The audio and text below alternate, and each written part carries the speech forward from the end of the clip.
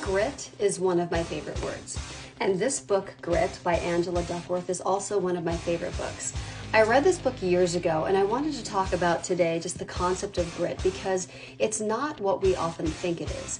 Many people consider grit to be just working super hard and getting it right. And actually, Angela Duckworth talks about how true grit is developed. And really what it means is just showing up again, even when you failed. One of my favorite moments in this book is with West Point cadets. They set them up for failure on a treadmill test.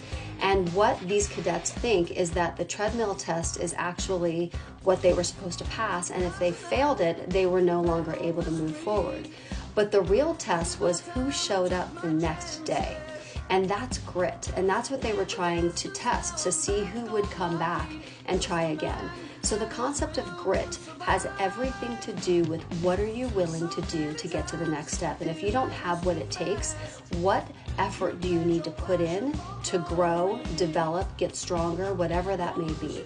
So the concept of grit actually surrounds failure a lot because when we fail, the next step is what matters the most. Do we get back up and try again? Do we figure out what we need to do to get to the next step? And do we just keep persevering?